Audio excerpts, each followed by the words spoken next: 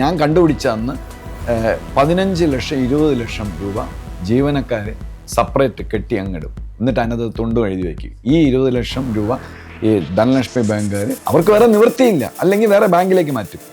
ഇവിടെ കൊണ്ടുവന്നു ട്രിവാൻഡ്രത്തുകൊണ്ടുവന്ന് ഡിസ്ട്രിബ്യൂട്ട് ചെയ്യും ക്യാഷായിട്ട്. അത് ആർക്കാണ് പോകുന്നത്?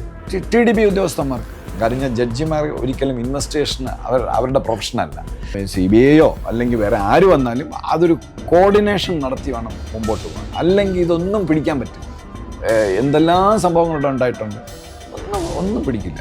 പിന്നെ ഇവരുടെ ഒരു ആയുധമുണ്ട് ഈ TDP മണ്ഡലം മകരവിളക്ക് സീസൺ തുടങ്ങാൻ പോകണം, പണി മുടക്കും.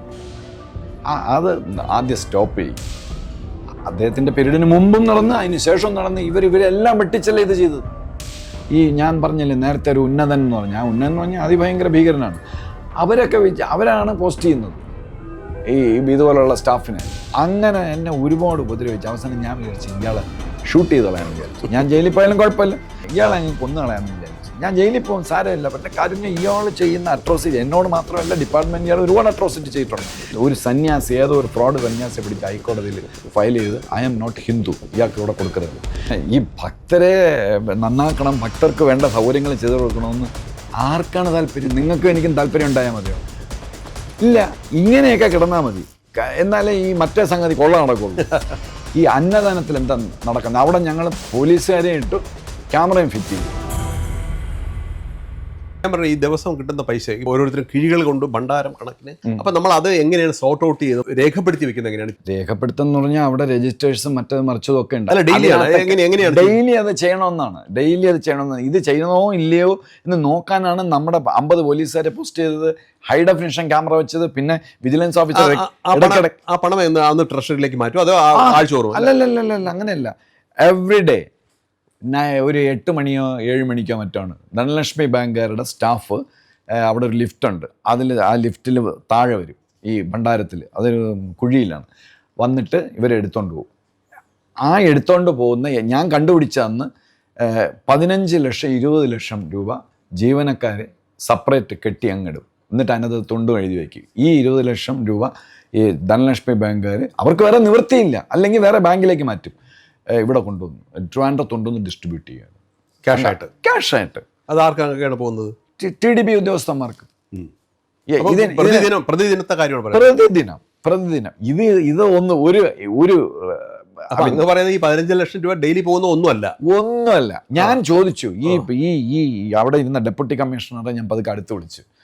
എനിക്കൊന്നും അറിഞ്ഞുകൂടാത്ത രീതിയിലാണ് ആദ്യം എനിക്കിത് പഠിക്കണ്ടേ. അപ്പോൾ അതിൻ്റെ ഒരു ഭാഗമായിട്ട് 3 വയസ്സായ കുട്ടി ചെന്ന് അതെന്താ എന്നൊക്കെ ചോദിക്കില്ല. അതേപോലെ ഞാൻ ചെന്ന് ഈ അടുത്ത് ചോദിച്ചപ്പോൾ ഇന്ന് എത്ര കളക്ഷൻ എന്ന് ചോദിച്ചപ്പോൾ അയാൾ പറഞ്ഞു ഇന്ന് 85 ലക്ഷം രൂപയാണ്. അപ്പം ഞാൻ അടുത്ത് വിളിച്ചിട്ട് ഞാൻ പറഞ്ഞു ഈ 200 പേര് ഇടയിൽ ഇതിലെ 3-4 പേര് 2-3 കെട്ടെടുത്ത് മാറ്റി വെച്ച, അയ്യോ സാർ അങ്ങനെയൊക്കെ ഞങ്ങൾ ചെയ്യേയില്ല, അതൊക്കെ അയ്യപ്പൻ്റെ പൈസയല്ലേ. പക്ഷേ എനിക്കറിയാം, എനിക്ക് വിവരം ഉണ്ടായിരുന്നു 15-20 ലക്ഷം രൂപ ഇവിടുന്ന് ദിവസം ഇയാളുടെ നേതൃത്വത്തിൽ ഇയാൾ പൊങ്കാലയിട്ടാണ്, തൊഴുവൻകോട്ട് പൊങ്കാലയിട്ടാണ് ഇയാളത് വാങ്ങിയത്. എന്നാൽ ഇയാൾക്ക് മറ്റത് വേണമായിരുന്നു സന്നിധാനത്തിൽ, അത് കിട്ടിയില്ല, അത് വേറെ കൊട്ടേഷന് പോയി. അപ്പോൾ ഈ അന്വേഷിക്കാൻ വരിക എന്ന് പറഞ്ഞാൽ ചന്തു ഒരു കാര്യം കൊണ്ട് അന്വേഷിക്കാൻ വരിക എന്ന് പറഞ്ഞാൽ 2-3 ഏജൻസീസാണ് വരേണ്ടത്. CBI മാത്രം പോരാ. CBIയിൽ ഈ റിട്ടയർഡ് ജസ്റ്റിസിൻ്റെ നേതൃത്വത്തിൽ 2-3 ടീമായിട്ട് ഒരു ടീം കൺസ്ട്രക്ഷൻ, കഴിഞ്ഞ 10 വർഷത്തെ കൺസ്ട്രക്ഷൻ എബവ് 25 lakhs അത് അന്വേഷിക്കണം. അങ്ങനത്തെ ഇത് നോക്കണം. പിന്നെ ഈ സ്വർണ്ണപ്പാളി, പിന്നെ ഇതുപോലെ അത് വേറൊരു ഏജൻസി. ഇതെല്ലാം കൂടെ ഒരാൾക്കൊന്നും അന്വേഷിക്കാൻ പറ്റില്ല. നല്ല ടോപ്പ് എപ്പോഴും സത്യസന്ധരായിട്ടുള്ള പോലീസ് ഉദ്യോഗസ്ഥന്മാരെ കൊടുക്കണം. കാര്യം ജഡ്ജിമാർ ഒരിക്കലും ഇൻവെസ്റ്റിഗേഷൻ അവരുടെ പ്രൊഫഷനല്ല. എപ്പോഴും അത് പോലീസിൻ്റെ, നമ്മുടെ കോൺസ്റ്റിറ്റ്യൂഷൻ പ്രകാരം പോലീസിൻ്റെ ജോലിയാണ് ഇത്. അപ്പം അതിന് സത്യസന്ധരായ ഉദ്യോഗസ്ഥൻ എൻ്റെ അടുത്ത് പെട്ടെന്ന് ചോദിച്ചാൽ ആരായിരിക്കണം? കേരള പോലീസ് എന്ന് പറഞ്ഞ വെങ്കടേഷ്, ADGP വെങ്കടേഷ്, അക്ബർ, അവിടെ ആർക്കും വരാമല്ലോ, കാളിരാജ് മഹേഷ്, ഹരിശങ്കർ, ഇങ്ങനത്തെ കുറേ ഓഫീസേഴ്സ് നമുക്കുണ്ട്. അവരെ ഒരു ടീമായിട്ടുണ്ടാക്കി ഇപ്പോഴത്തെ DGPയുടെ നേതൃത്വത്തിൽ, ഇപ്പോഴത്തെ DGP വളരെ അപ്രൈറ്റ് ആയിട്ടുള്ള മനുഷ്യനാണ്, ഞാൻ അദ്ദേഹത്തിനോട് ജോലി ഇട്ടുണ്ട്. അദ്ദേഹത്തിൻ്റെ നേതൃത്വത്തിൽ CBIയോ അല്ലെങ്കിൽ വേറെ ആര് വന്നാലും അതൊരു കോർഡിനേഷൻ നടത്തി വേണം മുമ്പോട്ട് പോകാൻ, അല്ലെങ്കിൽ ഇതൊന്നും പിടിക്കാൻ പറ്റില്ല. അല്ല, അപ്പം അങ്ങ് പറയുന്നത് കേന്ദ്രവും സംസ്ഥാന പോലീസും കൂടെ സംയുക്തമായിട്ടുള്ള അന്വേഷണം മാത്രമേ, നിലവിലുള്ള CBI അന്വേഷണം ഒന്നും ഇതിന് പ്രാവർത്തികമാകില്ല അല്ലേ? ഒരു സംയുക്തമായ ഒരു ആസൂത്രണം നടത്തിയുള്ള ഒരു അന്വേഷണം മാത്രമേ ഈ കാര്യങ്ങൾ പുറത്തു കൊണ്ടുവരാൻ പറ്റുള്ളൂ. അത് എന്തുകൊണ്ടെന്ന് വെച്ചാൽ ചന്തു, ഞാനത് പറയാൻ കാര്യം, ഈ CBI ഇത് ഈ ദേവസ്വം ബോർഡിനെ പോലെ തന്നെയാണ് ഈ CBI എന്ന ഓർഗനൈസേഷൻ. ഞാനും അവിടെ ജോലി ചെയ്തിട്ടുണ്ട്. നല്ല ഓഫീസേഴ്സും ഉണ്ട്. അവർ ഒരുപാട് കേസുകൾ തെളിയിച്ചിട്ടുണ്ട്, ഒരുപാട് കേസുകൾ മുക്കിയിട്ടുണ്ട്. ഈ കേരളത്തിൽ എത്ര കേസാണ് CBI മുക്കിയത്? അപ്പം വരുന്ന ഓഫീസേഴ്സ് നല്ല ഓഫീസേഴ്സ് ആയിരിക്കണം. എങ്കിൽ ഓൾ റൈറ്റ്, തെളിയും. അല്ലെങ്കിൽ അതിനെ മുക്കും. ഇവിടെ CBI നേരത്തെ എനിക്ക് നേരിട്ടറിയാവുന്ന എത്രയോ കേസുകൾ പൈസ വാങ്ങി. അല്ല, ഇത് വളരെ ലളിതമായ ഒരു ചോദ്യമാണ് അങ്ങോട്ട് ഞാൻ ഇപ്പോൾ ചോദിക്കാൻ പോകുന്നത്. അതായത് ഒരു 40 കിലോ ഉള്ള ഒരു സ്വർണ്ണപ്പാളി അല്ലെങ്കിൽ സ്വർണമോ അത് ചെമ്പായി മാറി എന്നുള്ള ഒരു അത്ഭുത പ്രവൃത്തി അവിടെ നടന്നിരിക്കുകയാണ്. അത് കണ്ടുപിടിക്കുക എന്നുള്ളത് വളരെ ഈസി അല്ലേ? അതിന് ഒരു ഉന്നതതല അന്വേഷണത്തിൻ്റെ ആവശ്യം ആർക്ക് വേണം അന്വേഷിച്ചാൽ കണ്ടെത്താവുന്നുള്ള കാര്യമല്ലേ ഉള്ളൂ. കണ്ടെത്തണം എന്നുള്ള ഉദ്ദേശത്തോടെ അല്ലേ അന്വേഷിക്കേണ്ടത്? കണ്ടെത്തണ്ട എന്നുള്ള ഇതിലാണ് അന്വേഷിക്കണമെങ്കിൽ. അപ്പം ഈ വരുന്ന ഇപ്പോൾ ജസ്റ്റിസ് ശങ്കരൻ സാറ് ഭയങ്കര അപ്രൈറ്റ് ആയിട്ടുള്ള ജഡ്ജാണ്. അദ്ദേഹത്തിന് നല്ലൊരു ടീം വേണം കൂടെ. ഈ ദേവസ്വം ബോർഡുകാരെ കൂട്ടരുത്. ദേവസ്വം ബോർഡുകാരെ കൂട്ടിയാൽ വഴിതെറ്റിച്ചളയും. ഒരു ടീമായിട്ട് പോലീസ് ഓഫീസർമാർ, പോലീസ്, കേന്ദ്ര സംവിധാനം, അതിനോടൊപ്പം കോടതിയുടെ നിരീക്ഷണം, 2-3 ഏജൻസീസ് പാരലായിട്ട് അവിടെയുള്ള എല്ലാ കാര്യങ്ങളും. ഈ സ്വർണ്ണപ്പള്ളിയേക്കാളും ഭയങ്കരമായ സംഭവമാണ് മറ്റേ കൺസ്ട്രക്ഷൻ. ചുമ്മാ ഇടിക്കുക, പൊളിക്കുക, വീണ്ടും വയ്ക്കുക. ഈ സീവേജ് ട്രീറ്റ്മെന്റ് പ്ലാൻ ഒരു ഹൈക്കോടതി ജഡ്ജി നേരിട്ട് വന്ന് അന്വേഷിക്കാൻ വന്നത് ഞാൻ കണ്ണുകൊണ്ട് ഞാൻ കണ്ടതാണ്. അതെങ്ങോട്ട് പോയി? അതൊരു IAS ഓഫീസറാണ് ഹെഡ് ചെയ്തത്. അതെ, ഭയങ്കര ഒരു എന്താ പറയാൻ, ഒരു ഭീകരൻ IAS ഓഫീസർ, കറക്റ്റായിട്ടുള്ള അയാളെ ഞങ്ങൾ വിചാരിച്ച പിടുത്തം വീണെന്ന്. ഒന്നും സംഭവിച്ചില്ല. സീവേജ് ട്രീറ്റ്മെന്റ് ഇതിപ്പോൾ ഒന്നും സംഭവിക്കില്ല എന്നുള്ള രീതിയിലേക്കാണ് അങ്ങയുടെ വിലയിരുത്തൽ. ഞാൻ അങ്ങനെയാണ് വിചാരിക്കുന്നത്. ഇതൊക്കെ കാണുമ്പോൾ എനിക്ക് ചിരിയാണ് വരുന്നത്. കാര്യം എൻ്റെ പാസ്റ്റ് എക്സ്പീരിയൻസും നമ്മുടെ ജനങ്ങളുടെ പാസ്റ്റ് എക്സ്പീരിയൻസും അങ്ങനെയാണ്. ഇവിടെ എന്ത് നടന്നു? ഏതെങ്കിലും ശബരിമലയിൽ എന്തെങ്കിലും പിടിച്ചോ? എന്തെല്ലാം സംഭവങ്ങളുടെ ഉണ്ടായിട്ടുണ്ട്. ഒന്നും പിടിക്കില്ല. പിന്നെ ഇവരുടെ ഒരു ആയുധമുണ്ട്, ഈ TDBG മണ്ഡലം മകരവിളക്ക് സീസൺ തുടങ്ങാൻ പോകണം, പണി മുടക്കും. അത് ആദ്യം സ്റ്റോപ്പ് ചെയ്യണം. പണി മുടക്കാൻ നീ പണി മുടക്കും, വേറെ ആളെ എടുത്ത്. അല്ല, ഇപ്പോൾ ഈ അയ്യപ്പ സമൂഹത്തിൽ ഒരു തീരുമാനമായിട്ട് ഒരു മാസ്റ്റർ പ്ലാൻ തയ്യാറാക്കിയിട്ട് സന്നിധാനത്തിൽ നിന്നും ഒരുപാട് കൺസ്ട്രക്ഷൻസ്, ഈ മേൽപ്പാലമൊക്കെ ഒഴിവാക്കി ഒരു നല്ല രീതിയിലേക്ക് കൊണ്ടുവരാനുള്ള ഒരു തീരുമാനവും ആയിട്ടുണ്ട്. അപ്പോൾ അത് ഒരുപക്ഷെ നല്ലതിലേക്ക് നമ്മളെ നയിക്കുന്നത്. ഇത് നല്ല രീതിയിലേക്ക് പോകാനുള്ള ഒരു നയം ആയിരിക്കില്ലേ?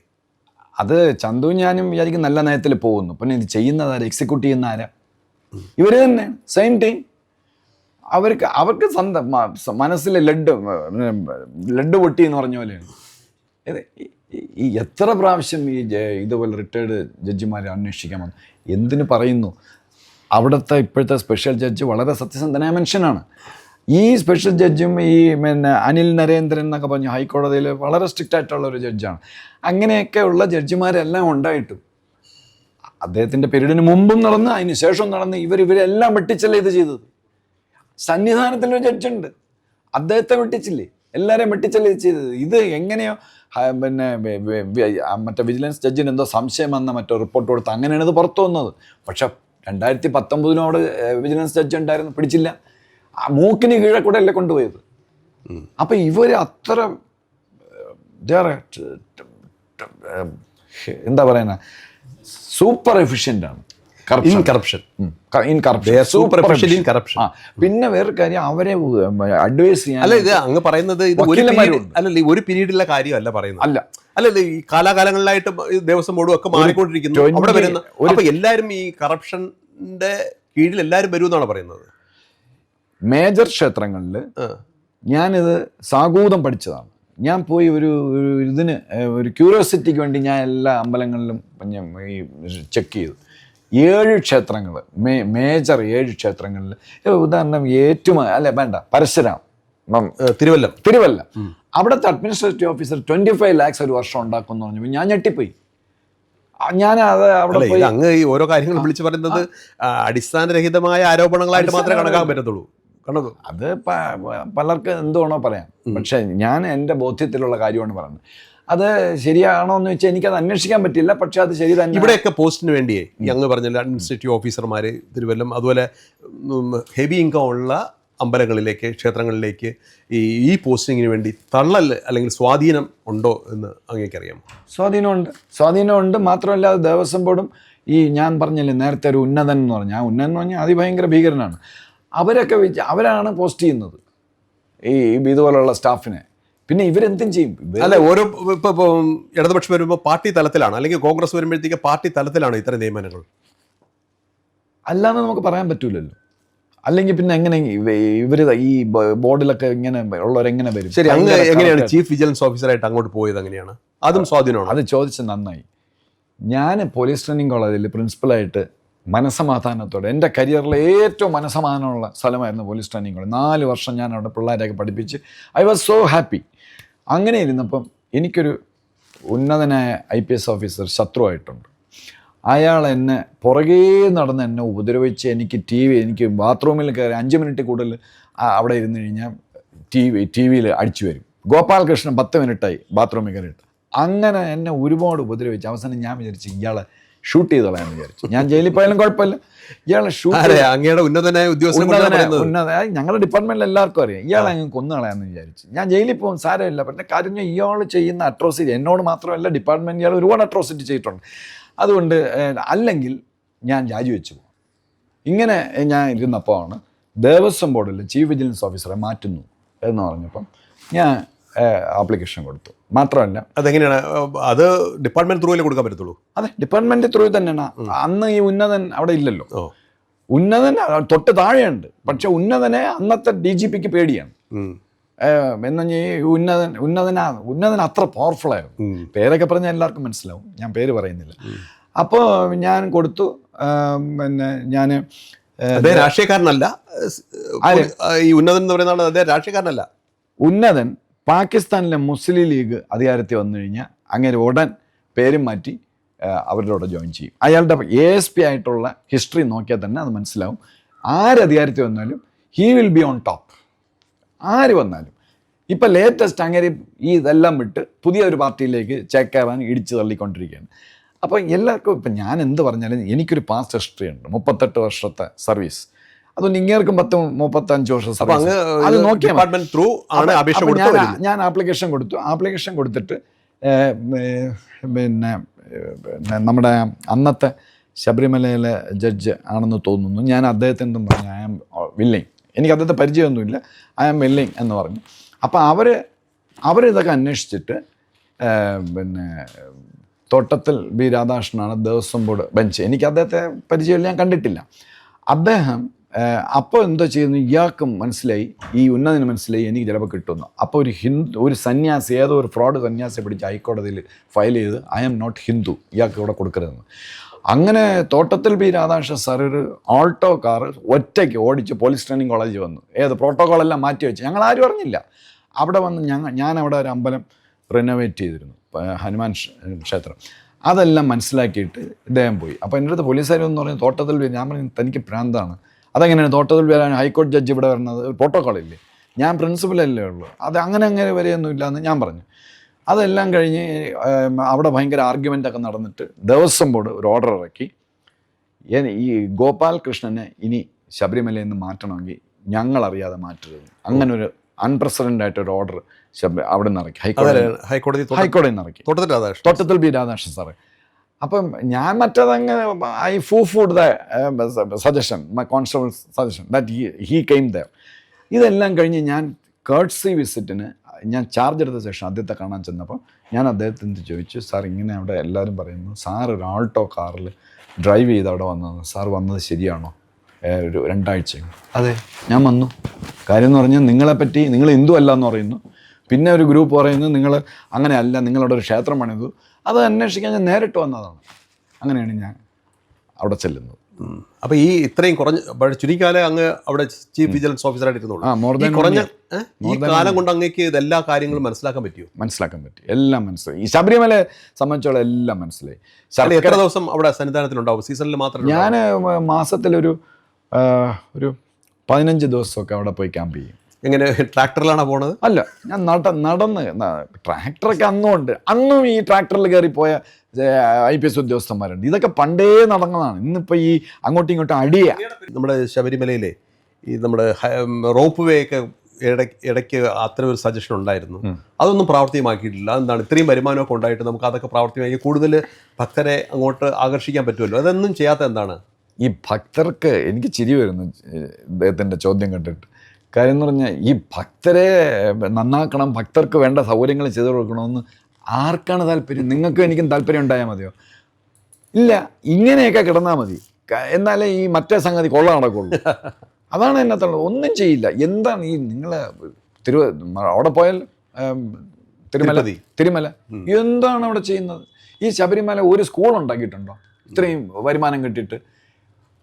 അതാണ് ഞാൻ ചോദിച്ചത്. ഈ വരുമാനം എല്ലാം അങ്ങോട്ട് പോകുന്നു എന്നുള്ളതിന് അവന്മാരുടെയൊക്കെ വീട്ടിൽ പോകുന്നു. പിന്നെ നിങ്ങൾ പറഞ്ഞ പോലെ രാഷ്ട്രീയ പാർട്ടികളും കളക്ട് ചെയ്യുന്നുണ്ടായിരിക്കാം. അല്ല, ഗവൺമെന്റിന്റെ നിത്യദാന ചെലവുകൾക്ക് വേണ്ടി അത് നിത്യദാന ചെലവ് എല്ലാത്തിനും അങ്ങനെ എനിക്ക് ഉണ്ടാവണമെന്നില്ല. ഇത് ഇവന്മാരുടെ മോഷണം തന്നെയാണ്. ശരി, ഒരു 100 രൂപ അങ്ങയുടെ വിലയിരുത്തലിൽ ഒരു 100 രൂപ അവിടെ വരുമാനമുണ്ടെങ്കിൽ അതിൽ നിന്നും എത്ര ശതമാനം അത് അഴിമതിയായിട്ട് പോകുന്നു, അല്ലെങ്കിൽ എത്ര ശതമാനം അവിടെ വിനിയോഗിക്കുന്നുണ്ട് 100 രൂപയിൽ? ഈ അങ്ങനെ ചോദിച്ചു കഴിഞ്ഞാൽ എനിക്ക് പറയാൻ ബുദ്ധിമുട്ടുണ്ട്. പക്ഷേ എനിക്ക് ഈ ഞാനൊരു വേറൊരു കമ്പാരിസൺ പറയാം. ഈ ഭാര്യ ബന്ധത്തിൽ ഭർത്താവിന് വേറെ ബന്ധങ്ങളുണ്ടെങ്കിൽ ഭാര്യയ്ക്ക് മനസ്സിലാവും. പക്ഷേ ഭർത്താവ് വളരെ വിദഗ്ധനാണ്. എവിഡൻസ് ഒന്നുമില്ല, ബട്ട് ഷീ നോസ്. അതേപോലെ ശബരിമലയിൽ ഞാൻ മൊത്തം അത് പഠിച്ചതാണ്. അവിടെ ഭയങ്കരമായ കറപ്ഷൻ തന്നെയാണ്. അല്ല, ഞാൻ പറഞ്ഞത് ഒരു 100 രൂപ വരുന്നുണ്ടെങ്കിൽ 100 രൂപ വരുമെങ്കിൽ, അതാണ് എക്സാക്ട് കണക്ക് എനിക്ക് പറയാൻ പറ്റില്ല. എന്നാലും 100 രൂപ വന്നെങ്കിൽ 50 രൂപ ഉമ്മാരെല്ലാം അവിടെ കൊണ്ടുപോകും. അതിന് ഒരു സംശയം വേണ്ട. അത്രേ ഉള്ളൂ. 100-50 അല്ല, ഇറ്റ്സ് എ ഹ്യൂജ് ഇൻകം. മറ്റേത് 85 ലക്ഷമാണ് ഒരു ദിവസം. അപ്പൊ പോരെ 50 ലക്ഷം അഴിച്ച് മാറ്റിയാൽ പോരെ. പിന്നെ വേറെ എന്തെല്ലാം അരവണ ഉണ്ടാക്കണത്, പിന്നെ റൂം ഗസ്റ്റ് ഹൗസ്, പിന്നെ കശുവണ്ടി പരിപ്പ് വാങ്ങിക്കുന്നത്, എവറിതിങ്, നെയ്യ്. പിന്നെ അവിടെ അതൊക്കെ ഞാൻ വേറൊരു കാര്യം ചോദിച്ചോട്ടെ. ഈ അന്നദാനം എന്നൊരു പരിപാടി ഉണ്ടോ? ഈ അന്നദാനത്തിൽ എന്താ നടക്കുന്നത്? അവിടെ ഞങ്ങൾ പോലീസുകാരെ ഇട്ടു, ക്യാമറയും ഫിറ്റ് ചെയ്തു. ഇവ എന്താ എന്ന് പറഞ്ഞാൽ 10,000 പേർക്ക് ഭക്ഷണം കൊടുക്കും TDBക്കാരൻ. എന്നിട്ട് 1 ലക്ഷം പേരുടെ കണക്കെഴുതി വയ്ക്കും. എന്നിട്ട് ആ റെസിപ്റ്റ് മറ്റേ ഇതിന് കൗണ്ടർ ഫയലിനെ വലിച്ചേറി കളയും. ഇതല്ല, ഇതൊക്കെ പഴയ കാലമാണ്. ഇപ്പൊ ഡിജിറ്റൽ യുഗമാണ്. നമുക്ക് ഇതൊന്നും അങ്ങനെ കറപ്ഷൻ കാണിക്കാൻ പറ്റില്ല. എന്തിനു പറയുന്നത്? ഞാനിരിക്കുന്ന സമയത്ത് ഓൺലൈനിൽ കൊണ്ടുവന്നു ശർക്കരയുടെ ഞാൻ തുറന്നു പോയി. എനിക്ക് ഭയങ്കര സംശയം, ഇതെങ്ങനെയാണ് ഓൺലൈനിൽ വന്നു കഴിഞ്ഞാൽ ഉമാർ കറപ്ഷൻ തന്നെ. അപ്പോഴാണ് മനസ്സിലായത് അഡ്മിനിസ്ട്രേറ്ററുടെ കയ്യിൽ പാസ്വേഡ് ഉണ്ട്. പാസ്വേഡ് ഉമാർ വാങ്ങിക്കും. ഉമാർ വാങ്ങിച്ചിട്ട് ഈ ടെൻഡർ ഈ 35 രൂപയ്ക്കാണ് ഒരുത്തം കോട്ട് ചെയ്യണമെങ്കിൽ ഇവന്മാർക്ക് വേണ്ടപ്പെട്ട ശർക്കര ഫാക്ടറി ഉണ്ട്, അവർക്ക് പറഞ്ഞു കൊടുക്കും 35 രൂപയാണ് മറ്റവൻ കോട്ട് ചെയ്യണമെന്ന്. ഇത് ഡിജിറ്റൽ യുഗമാണ്. ഇവരും അങ്ങ് അപ്ഡേറ്റ് ചെയ്യും, ഇവരും അങ്ങ് ഹൈടെക് ആവും, സാവി ആവും TDBക്കാർ. ഇല്ലെങ്കിൽ ഇവരുടെ ഇഷ്ടം പോലെ പൈസ ഉണ്ട്, ഇവർക്ക് പറഞ്ഞു കൊടുക്കാൻ ഭയങ്കര വക്കീലന്മാരുണ്ട്. Corruption also will become savvy. corrupt people, they also enhance their standard. ഇത് എന്ത് അവസാനമായിട്ട് ഒരു ചോദ്യം, ഭയങ്കര കറേജാണ്. ഒരു ചോദ്യം കൂടെ ചോദിച്ച് അവസാനിപ്പിക്കാം.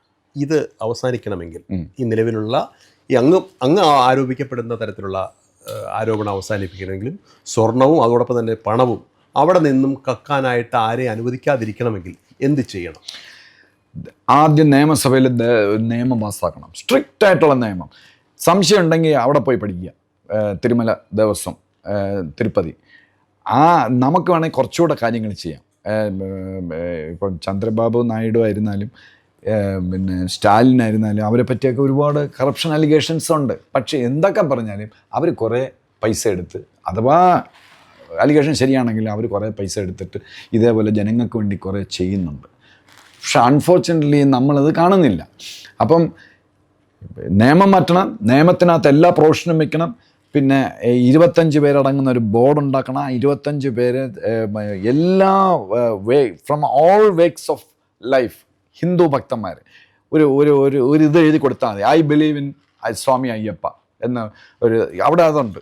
ഫില്ല് ചെയ്ത് കൊടുത്തിട്ട് ആർക്കും അവിടെ വരാം. എല്ലാവരെയും എടുക്കുക. അതിന് ഒരു ചീഫ് എക്സിക്യൂട്ടീവ് ഓഫീസർ, വിപുലമായ അധികാരങ്ങളുടെ ചീഫ് എക്സിക്യൂട്ടീവ് ഓഫീസർ, പിന്നെ അദ്ദേഹത്തിൻ്റെ കീഴിൽ ഒരു ഉഗ്രം പോലീസ് ടീം.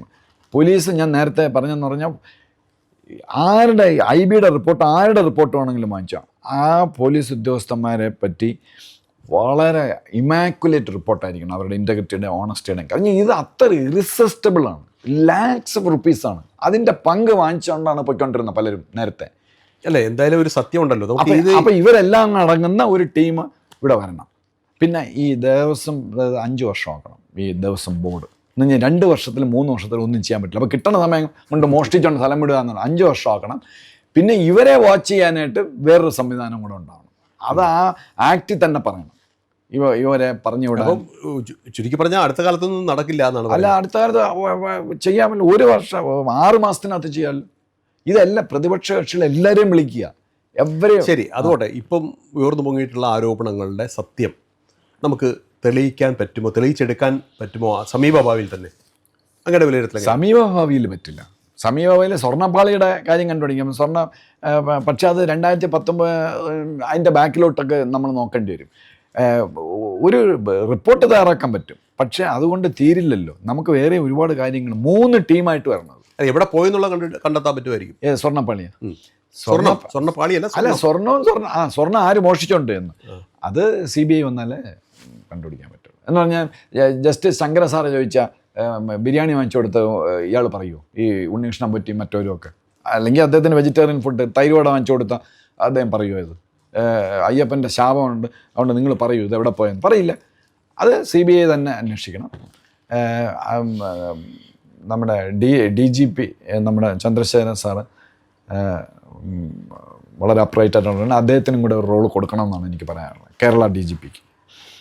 തീർച്ചയായിട്ടും ശബരിമലയിലെ അഴിമതി ഒരു സമസ്യയായി തീരുന്നു എന്നാണ് മുൻ ചീഫ് വിജിലൻസ് ഓഫീസർ കൂടിയായ ഗോപാലകൃഷ്ണൻ IPS പറയുന്നത്. അവിടെ ഒരു സിസ്റ്റം മാറ്റം പൊതുവെ കൊണ്ടുവന്നാൽ മാത്രമേ ഈ അഴിമതി, കാലാകാലങ്ങളായി നടക്കുന്ന അഴിമതിയും വെട്ടിപ്പിനും ഒരു പരിഹാരമുണ്ടാവാൻ കഴിയുകയുള്ളൂ. കൂടുതൽ വിശേഷങ്ങളുമായി വീണ്ടും കാണാം. നമസ്കാരം. വന്ദേ മാതരം.